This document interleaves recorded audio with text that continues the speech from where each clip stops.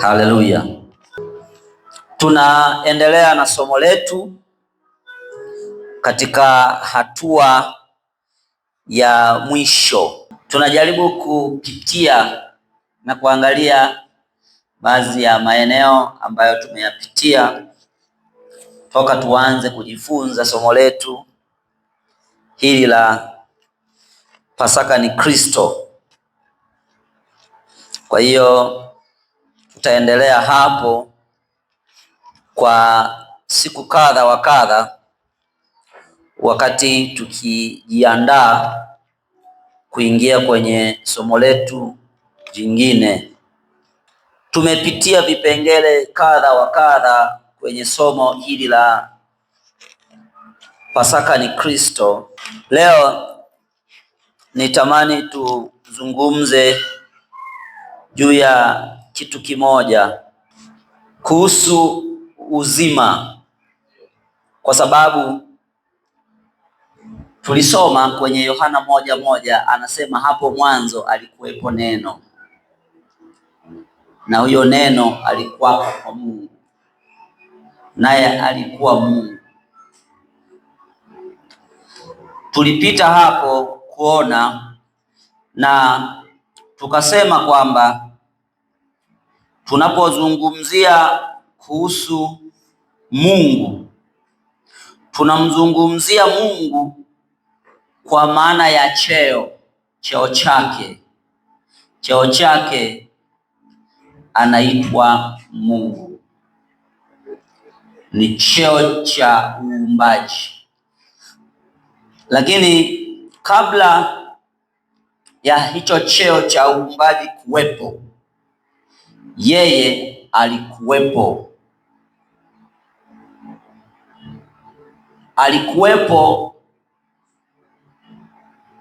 anaendelea na maisha yake.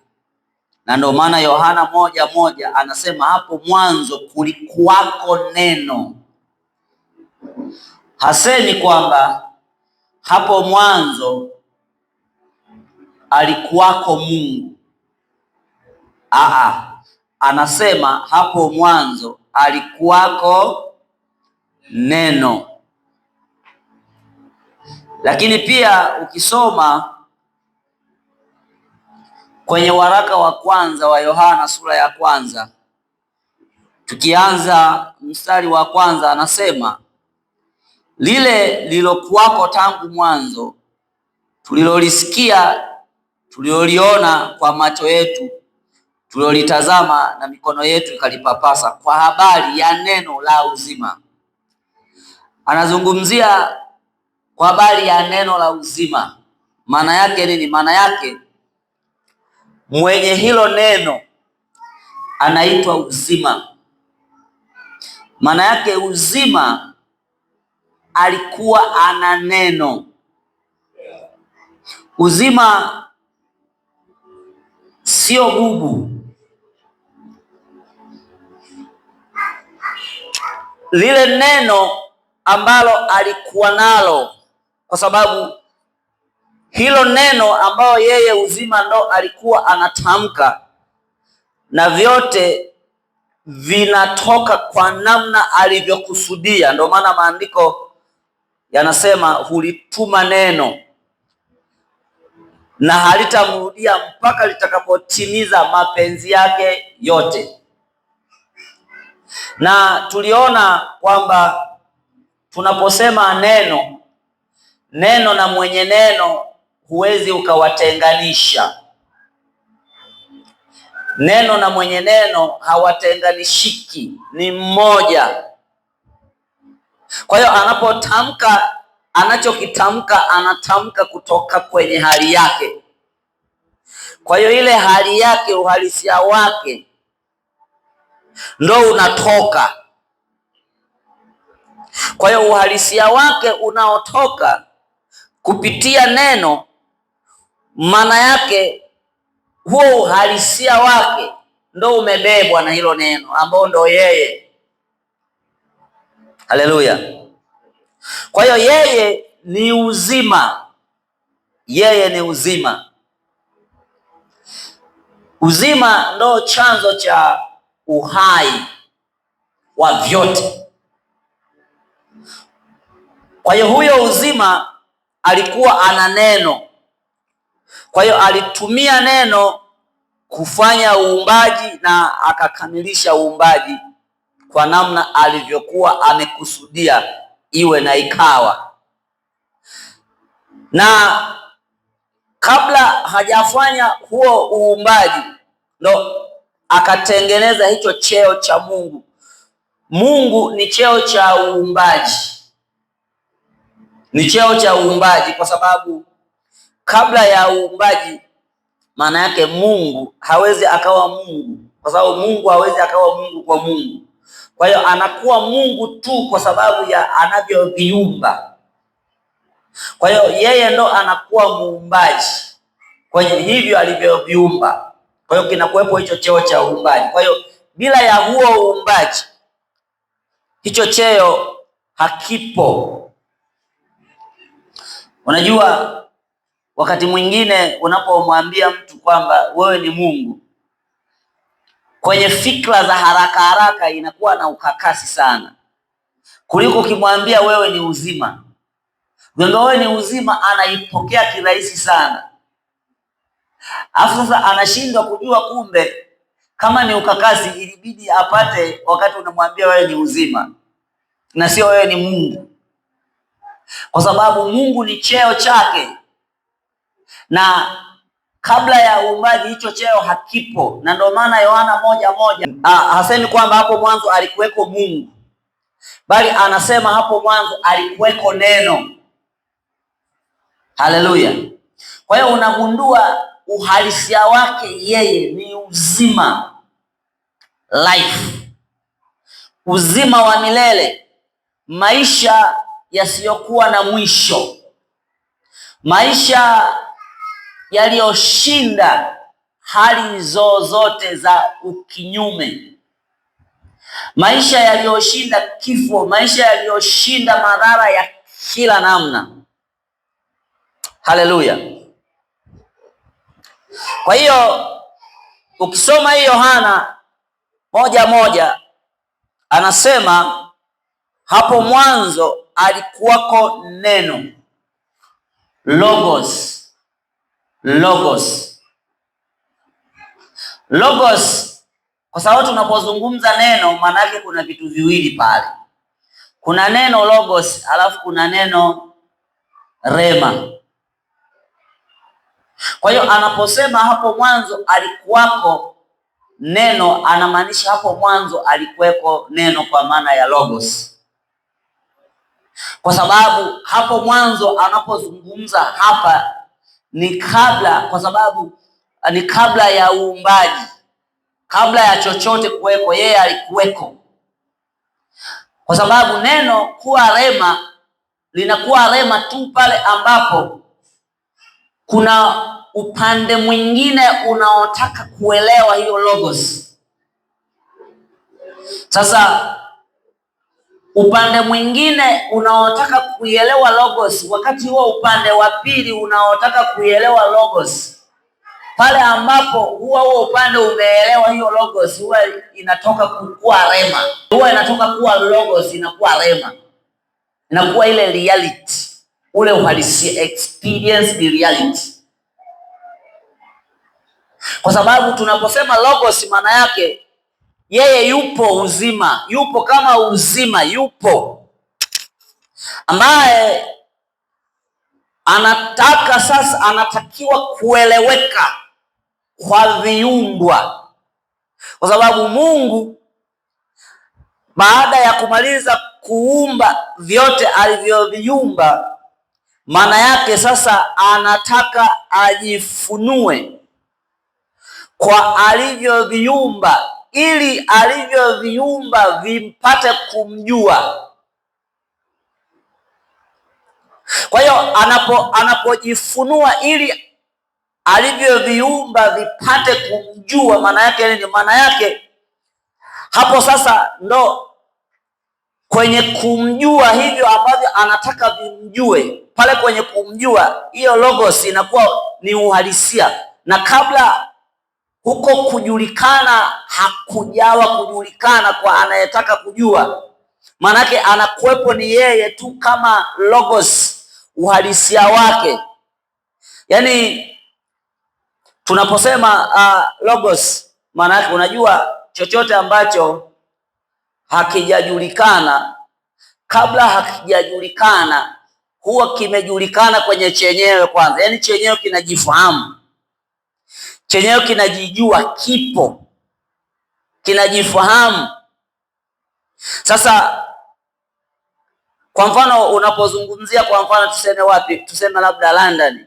Mimi sijawahi kufika London, ila papo na pana uhalisia wake kabisa.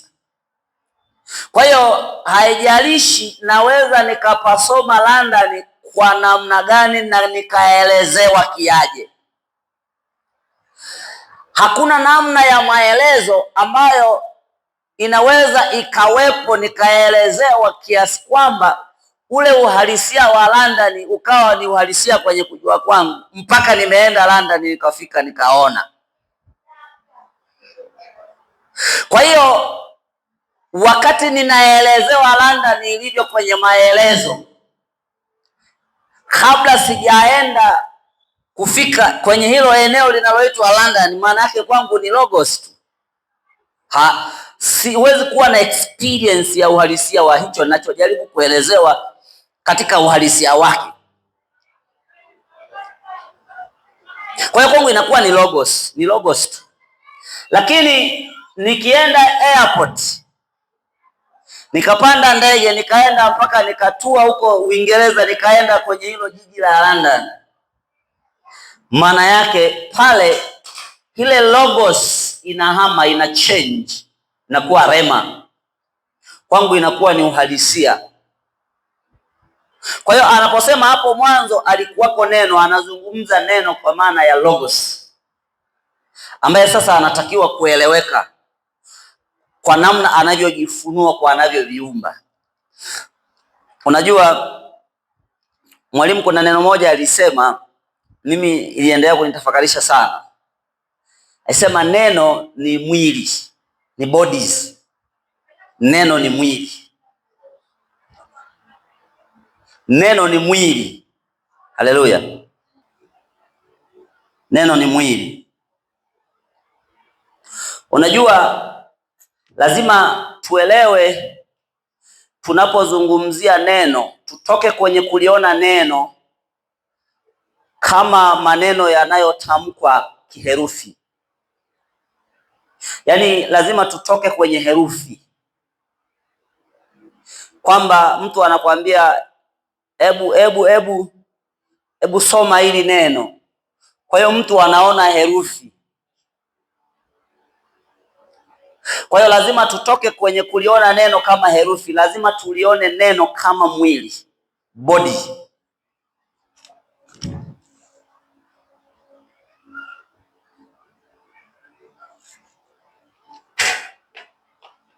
Uhalisia,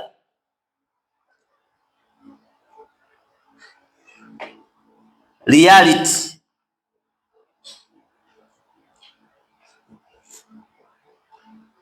Kwa sababu unagundua kwamba bila kuwa na reality hakuna neno, kwa sababu neno linaelezea huo uhalisia. Kwa hiyo lazima kuwe na uhalisia ambao sasa hayo maneno yanayotamkwa yanauelezea huo uhalisia, ambapo kimsingi kwa anayeelezea huwa amebeba huo uhalisia akiutamka kwa anayemwelezea. Kwa hiyo kimsingi huyu mtu anapotamka anachotamka huwa anatamka ule uhalisia. Kwa hiyo kule kutamka na ule uhalisia huwa viko connected, hakuna disconnection. Kwa sababu kunapokuwa na disconnection ya uhalisia unaoelezewa, maana yake hapo hakuna chochote ambacho kinaweza kikaendelea, kwa sababu kuna mkatiko. Kumbuka tunapozungumza kwa habari ya kwamba Adamu alianguka dhambini, lazima tuelewe kwamba anguko la Adamu halikuwa ni anguko la kitendo kwamba alitenda kitu fulani kibaya kwa maana akaanguka kwa maana ya kutenda. Hapana. Anguko maana yake Adamu alihama. Kuna hali fulani ya kiutambuzi aliyokuwa nayo mwanzo. Yule nyoka Ibilisi alivyokuwa anaendelea kuongea naye, shetani kwenye umbo la nyoka alivyokuwa anaendelea kuongea naye, yale maneno ambayo nyoka alikuwa anamwelezea, maana yake yalikuwa yamebeba reality. Kwa hiyo kimsingi Adamu hakuelewa maneno kama maneno yaliyokuwa yanatamkwa. Adamu alielewa reality iliyokuwa imebebwa na yale maneno wakati yakitamkwa kwake. Kwa hiyo hali yake ya kiutambuzi ikabadilika, akaingia kwenye aina nyingine kabisa ya utambuzi. Unajua, kati ya kitu ambacho ni cha ajabu sana ni utambuzi. Yaani utambuzi ni kitu cha ajabu sana. Utambuzi. Kwa sababu utambuzi ambacho unakifanya kwa mtu ni kwamba mtu anapokuwa kwenye utambuzi A, huwa utambuzi B haujulikani kama upo, hata kama upo. Akiwa kwenye utambuzi B, akitoka kwenye utambuzi A, huwa amekufa kwenye utambuzi A, na huyu mtu sasa anatawaliwa na utambuzi B. Ile hali ya uhalisia wa utambuzi A inafutika kwake, haipo. Ndio hicho tunasema kwamba huwezi ukawa hai ulipokufa na huwezi ukawa umekufa mahala ulipo hai.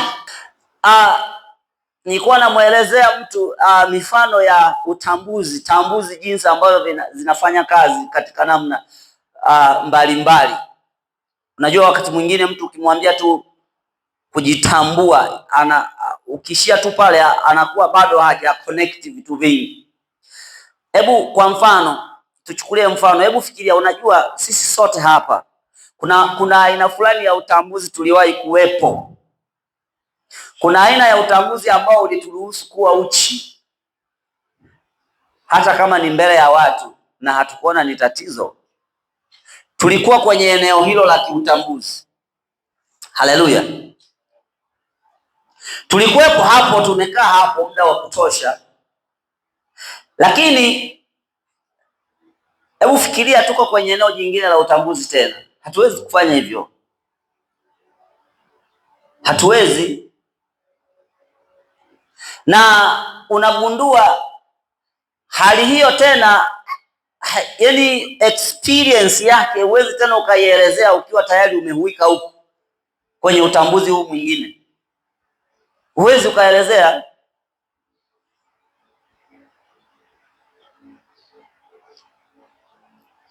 Siku moja nililala nikaota ndoto. Kwenye ndoto nimevunjika mkono. Yaani nikiwa kule kwenye ndoto niliwaza mambo mengi sana. Yaani kwangu niliona kabisa nimevunjika mkono, nikaanza kuwaza sijui nitafanyeje. Sasa mimi nafundisha, nitaandikia nini? Sijui nitaanza kujifunza kuandikia kushoto. Yaani kuna vitu vingi sana vinaendelea kwenye ile moment. Niliwaza sana. Na nilipokuja kuamka nikasema kumbe ni ndoto. Sema afadhali ilikuwa ndoto. Maana hii kama ingekuwa ni kweli. Sasa mimi najaribu kuwaza kwenye moment niliyokuwepo pale, na waza ulikuwa ni utambuzi ambao ulikuwa automatically unani block kwenye kujua kwamba niko tu sawa, hata kama nilikuwa sawa. Yaani kwenye ile moment ungeniambia uko sawa, nilikuwa siwezi kukuelewa.